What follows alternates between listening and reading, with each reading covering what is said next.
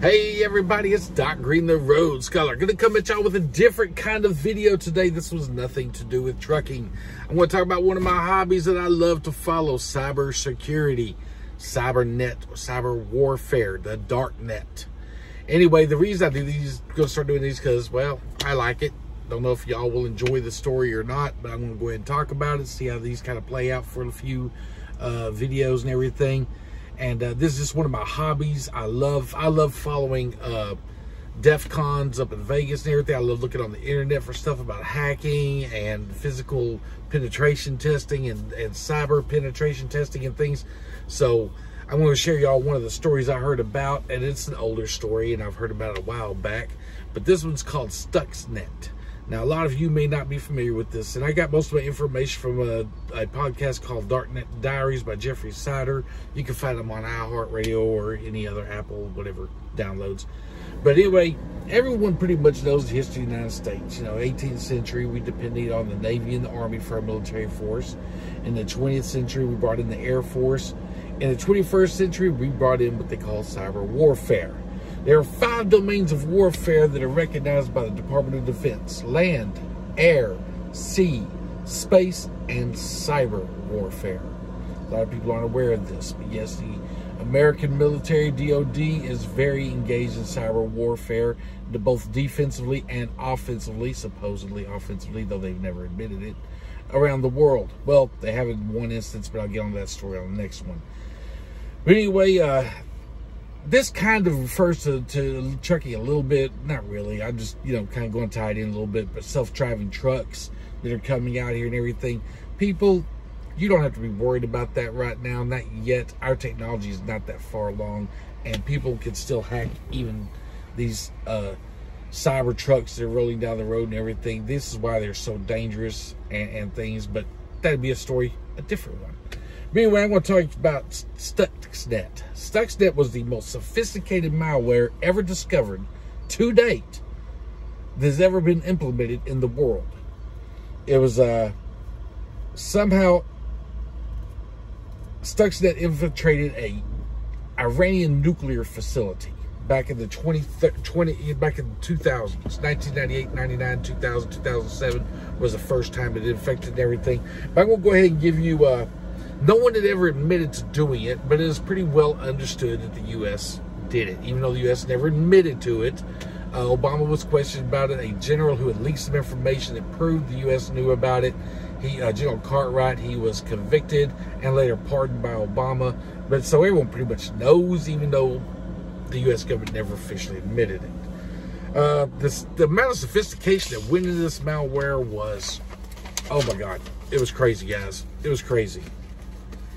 In order to understand a little bit about it, I wanted to explain a little bit of history about what was happening in the world at the time. In 1998, Pakistan had just detonated a nuclear atomic weapon underground. The CIA immediately began infiltrating Pakistan, and they, this is a big uproar at that time. If you were alive or if you were old enough to remember, big uproar in one of these other countries outside the major ones had developed nuclear capability. So the CIA, of course, began to investigate, infiltrate them, and found a physicist named A.Q. Khan was responsible. He was selling not only the plans, but the materials and the technology on how to build nuclear centrifuges so that these other countries could develop nuclear technology. He got busted, literally busted. Well, not really busted. He got caught selling it. We know he sold it to Libya, North Korea, and Iran. We know that for certain. They also discussed, trade deals with all these countries. We know that Iran began its illicit nuclear program in 1998 and 1999. We also know that Libya was attempting to, and the CIA actually found that Libya had purchased a set of blueprints to develop the facility, and while they were getting the materials shipped to them, the CIA, MI6, England's MI6 and everything actually intercepted the shipment, made it known to the world, got all these centrifuges and everything, and Libya had no choice but to abandon their program because they got caught busted, cold busted red-handed. Anyway, so what CIA did is, you know, after this, the CIA took the centrifuges and stuff and sent them to a facility in Tennessee where they were studied by a group, and they were basically trying to figure out how far along Iran had gone, because we knew Iran had purchased these same kind of centrifuges. So this group in Tennessee started studying it and figured out that Iran was pretty far along in their nuclear program. So the CIA was determined Iran had a facility but didn't know where it was initially, and they also but they did notice that from satellite image stuff that a lot of ground was broken around a village called Natan around year 2000. So by 2002, though, I mean, that was known in the intelligence community, but the whole world didn't know about it. However, somehow the information got leaked from Iran, and Iran was put out in public so that the whole world knew by 2002 that Iran was developing nuclear technology. Once it was public knowledge, the International Atomic Energy Association demanded access to the facility. They were granted access and everything. And they quickly realized that Iran was much further along than anyone had known. Even the scientists that were trying to follow it and everything, they were way further advanced than anyone had thought they were. But they were working with them. So Western countries and the United Nations basically stepped in and told Iran, stop right now. You know, hold on. We got to figure out what you're doing and everything. And Iran agreed with them, and they cooperated initially. Well, that all went good till about 2005. In 2005, there was a new president elected in Iran, Ahmadinejad.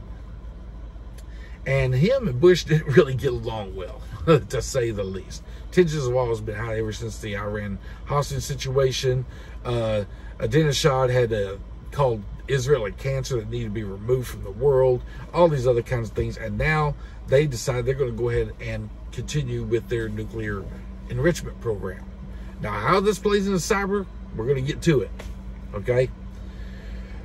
Bush at this time had already invaded Iraq and Afghanistan. He couldn't get enough support, especially if they couldn't find any weapons of mass destruction and everything. There was no way he was going to get enough support to invade a third country over there.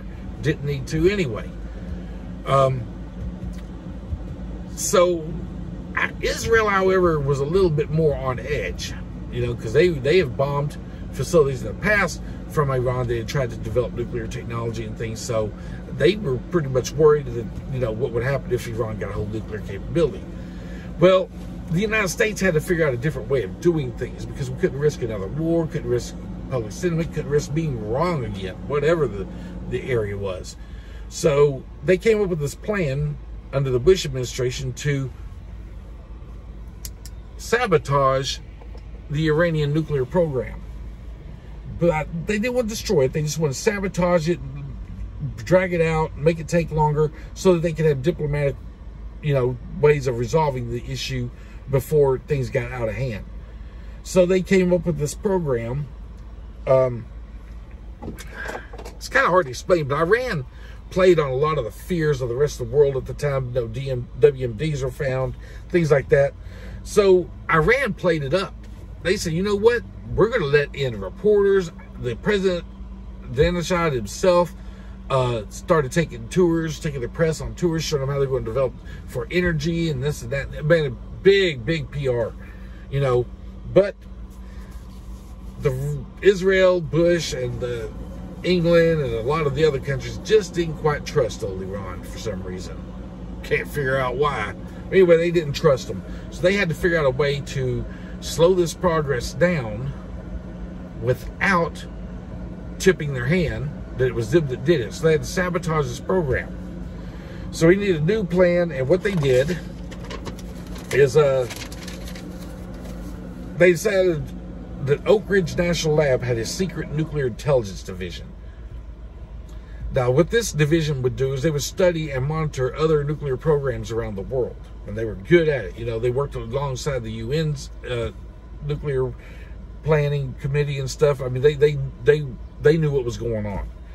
And by the way, the Oak Ridge National Lab was run by the Department of Energy. It just so happened that also in Idaho, the Department of Energy had another group at the Idaho National Labs that researched industrial control technology, SCADA programming.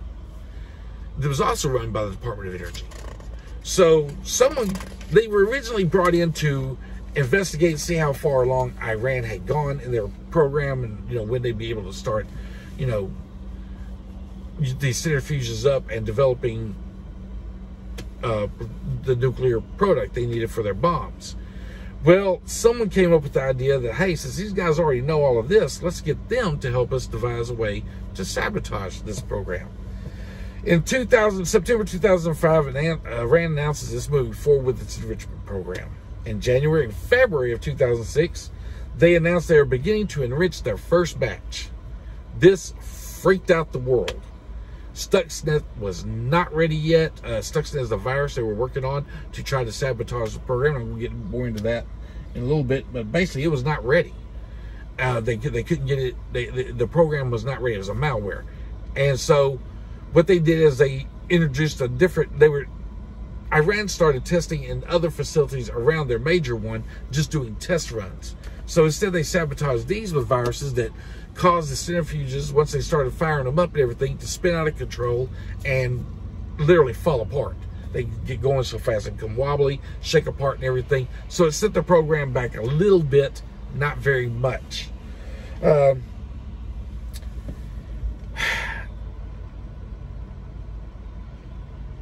During this time, the U.S. began gathering information. The U.S., MI6, Israel all began gathering more info while they were trying to rebuild these, find out what went wrong and how to stop it from going wrong again. They began to get more and more information about how the centrifuges worked, how the systems worked, how the computer systems they were using, all kinds of information like that. So they basically came out, they had a pretty good idea of how the centrifuge system was working. Iran found their problems from the testing facilities. About 2007, they were fixed, and and they were heading at it again. So the U.S. claimed Israel was getting freaked out real bad about this. Israel was threatening to bomb the installations, behind closed doors and stuff. Actually, no, I think they were doing that publicly. But the U.S. calmed them down, and say, hey, Israel, wait a minute, we got this other plan. So in order to get Israel to hold off on bombing, they shared the information about Stuxnet, this virus they were creating that were going to destroy these centrifuges. Now, people always say, well, so what they destroy? They just replace them. Well, these centrifuges are very expensive. There's only limited supply. There's only limited supply of plutonium and stuff to go in them and everything. So the more you destroy, the more it sets their program back. And again, they only wanted to slow it down so they'd have time to resolve it diplomatically. Well, all that was going real good and everything. But after they shared the information with Israel about Stuxnet and this program, this virus they wanted to put into the Natanz facility, the problem became apparent that there's what they call an air gap.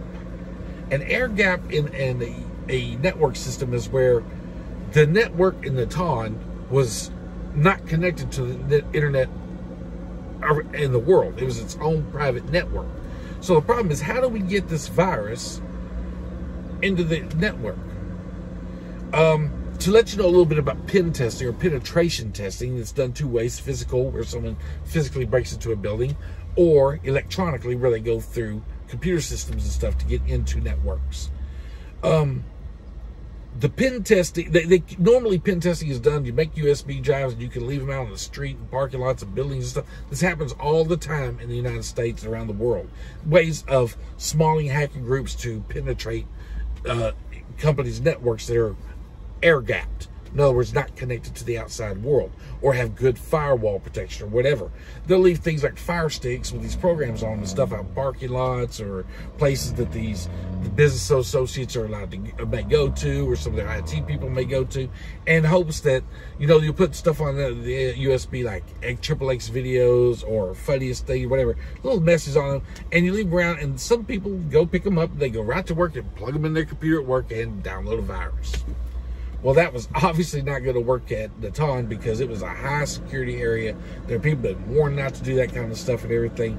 So what the government did instead is, when these scientists that were working at Natanz and contractors that were working at Natanz would go to other conferences around the world and stuff, they would get handed free software to install on their own laptops, their own personal laptops, or their work computers or something, or they may even get charged for this software to update them or something. And they were putting the Stuxnet virus on these USB sticks, which were infecting contractors' computers and some scientists' computers that worked at the facility and everything. And that's how they were able to infiltrate into the network. The first 2007 version of Stuxnet would cause the centrifuges to again spin out of control, break them apart, and you know, they get fixed, repaired, whatever. But that was on test facilities. The next one actually had to be in the Natanz facility itself, the main facility. And for a while, they could not get past the air gap. They couldn't figure out how to get in. They couldn't know if the virus wasn't showing up or anything.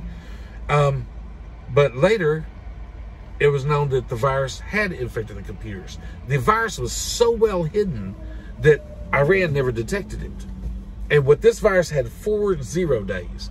And 0 days are what cybersecurity people refer to as days or times the virus is to kick off. But this virus had 4 different stages.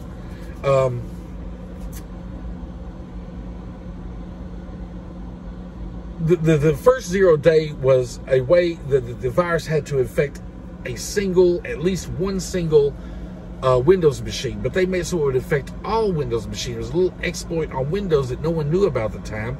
Even Bill Gates and his team didn't know about it. And so whoever created this virus knew about the exploit and could plant the virus on a Windows machine. At that point, the virus would break out and it would start changing files or altering files just a little bit until it found what they called SCADA files. SCADA is the name or nomenclature given to computer systems that control industrial systems such as valves, motors, release valves, pressure gauges, things like that, monitoring systems. That's SCADA. SCADA controls all of that. Like when you see a computer system, you know, a oil well turns on, starts pumping oil from 100 miles away, SCADA controls that. So SCADA also controls all these centrifuges and everything. So what this virus would do is it would affect one computer. Let's say it's a computer in a part that doesn't even have anything to do with the centrifuges.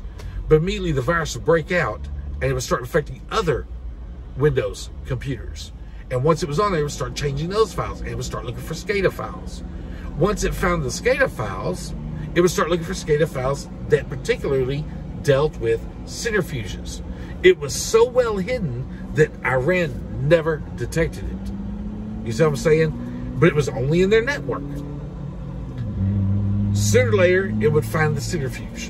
And what this virus would do at that point is it would speed up the centrifuges tremendously for about 15 minutes. And it would disappear. Everything go back to normal for another 3 or 4 weeks. Then when it kicked back in 3 or 4 weeks later, it would slow them down. But what it did before that is it would study the system, because SCADA also has monitoring systems that watch the speed of these centrifuges. And if they go out of speed in any direction, they would alert them. They shut the centrifuge down, save the centrifuge, correct the problem, fix it, go back to work. So this virus was also recording what normal operations look like. It would record it for weeks to see the normal operation. And then when it kicked in this other part of the virus that would cause the centrifuge to spin a little faster, it would send this recorded data back to the monitoring system, so they never knew these were spinning faster or slower. And it didn't have to be that much. It only had to be a couple of milliseconds off in order to cause problems. So it would go for about 15 minutes, shut down for a few weeks. Everything's back to normal. No one noticed anything. A few weeks later, it slows it down a lot. No one noticed anything. Kick back, it goes back to normal for another few weeks. Kicks back at high speed. But what it does is, these centrifuges are going so fast, it's keeping the gas part of this nuclear chemical in a gaseous stage. But when it slows down just a little bit, it starts solidifying. And the solids get collected on the blades that are spinning. And they cause them to get overweighted. And they start wobbling a little bit. And it'll only do it for about 15 minutes. They go right back to normal. The monitoring system never caught the wobbling. So anyway, it destroyed thousands of their centrifuges. Now, Stuxnet had 4 different serial names. 1 to get in on the Windows computers and infect them. Number 2 is to find the SCADA. Number 3 is to fool the monitoring system. And number 4 is to spread from computer to computer to computer to computer to computer to computer. Any Windows computer. Here was the problem.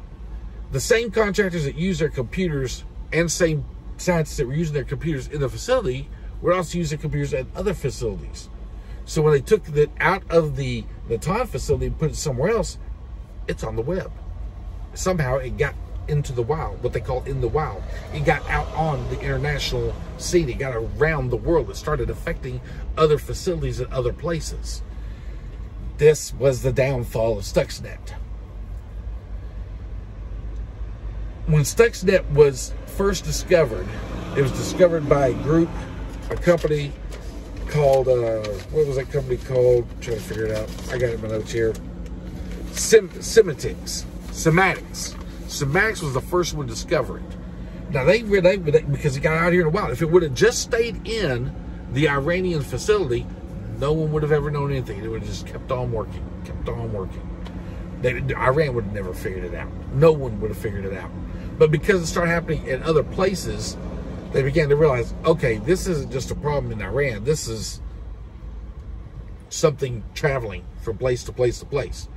They figured out it was a virus. It was a worm that went rogue. The Department of Defense did not know that this was going to happen. The Department of Defense first started this program as a covert operation under Bush. When Obama and Biden became president and vice president, the Department of Defense had to go back and get, okay from them. So when the virus started going around the world, they had to go to the Situation Room and explain this to the president and vice president. Oh, excuse me. Had to go explain to the vice president and the president, Obama. And needless to say, Obama and Biden were not happy because this was supposed to be a covert operation no one would ever know about. And here it was, a private company figured it out and told on them. Got crazy. But what this virus had done at the time, excuse me, was to alert the rest of the world that this kind of sophistication was happening. Stuxnet, again, the most advanced virus at that time, and still to this day. However, I have heard of one that is a little bit more advanced that can actually go back and cover its tracks. I'll talk about that in another video, if enough people like this video. Stuxnet slowed down the Iranian program for quite a while. It gave the international community time to get together to come up with a plan. They worked with Iran. Things, we ended up having an agreement with Iran. However, because Stuxnet was discovered so early, Iran was able to get it off their computer systems, get better protections in place, and therefore keep us from interfering in their enrichment program. The problem with that, however, became assassinations. 2 car bombs went off, killing a quantum physicist and a high-ranking Iranian defense personnel. 4 months later, another car bomb went off, killed another nuclear scientist at the facility. 2 years later, director of the Natanz nuclear facility killed in a similar explosion. So a whole bunch of deaths became very high-profile assassinations began happening in order to slow down the nuclear facility program. All this because a company called Sabotage released information about the virus they found. And if it wouldn't have been them, it would have been someone else. The virus was found. All because the progression of the worm to get out into these other computers was more aggressive than they had thought. Either someone, they very sloppily did the spreading mechanism. Now, a lot of people accused a group called 8200 in Israel, which is the Israel Cyber Intelligence Division, of creating the spreading mechanism that allowed it to be discovered. We don't really know who did that part. But just a lot of people assume it was Israel. Department of Defense kind of shifted blame towards Israel's 8200 group. That may have been in order to protect themselves from saying that they did it. No one really knows that part. But what we do know is that Stuxnet worked, and it to a degree, and would have continued working much longer had sloppy intelligence people not made it such a aggressive virus to spread beyond the nuclear facility. And they could have done it with a little bit more time. I think they were under a time crunch and everything, and I think they had to get the virus out before the first gases started being produced, and I think they just got sloppy from what I could see. Everything else worked fine. Everything else was perfectly hidden. I think the spreading mechanism was the downfall and caused a few deaths, and ultimately put the world on notice that cyber warfare was here, and it was between countries, and countries that were even conducting it before could no longer deny it, what they were doing, because it had been made public knowledge. The groups that worked on this is also surprising, because you would expect this to be with CIA, maybe the NHA or National Homeland Security, NHS, Department of Defense. But what you wouldn't expect would be the Department of Energy in on something like this. And it kind of makes you wonder what else, you know, who borrows who from where to work on whatever. But we know our government kind of does what it wants to do, even when it's not supposed to. And they always find ways around whatever laws are in place. Just a fact of nature. Anyway, guys, that's the report about Stuxnet. I just want to let y'all know, you know, a little bit about, you know, a virus that America had created in conjunction with Israel, a cyber attack on a foreign nation. Not saying it was warranted, not saying it wasn't warranted, but did let you know the amount of sophistication that went into this, the amount of planning. I mean, they had to literally rebuild the centrifuges that were in Iran in a facility in Nashville in order to figure out how to build a computer program using SCADA from another group halfway across the country and implement it without anyone knowing how to hide it, how to find it, how to get through security checks, firewalls within the facility and all this. And it did it very well. Genius piece of work. That's all I can say. It was a tremendously genius piece of work. And you can go look it up on Darknet Diaries about Stuxnet, or you can look it up on the web and get a lot more information. I'm just giving you a quick overview because I like cyber stuff. Most guys, you guys may watch football games, basketball games. Y'all may watch, I don't know, some of you guys may be into Comic-Con, which I like also. I happen to have a very deep interest, and I'm almost fanatical about cybersecurity. So I watch a lot of capture the flag type things. I go, you know, to a lot of conventions. I go to talks. I watch constantly on YouTube. I study computer languages, computer viruses. I try to know up to date what's going on out here, and just something I like talking about. So I will be doing more of these videos. I will put in the title usually something about cyber to let you know it's about cyber attacks and not necessarily about trucking. But anyway, guys, that's Dr. Green, the Road Scholar, here with the story about Stuxnet, the super malware. Y'all have a great one.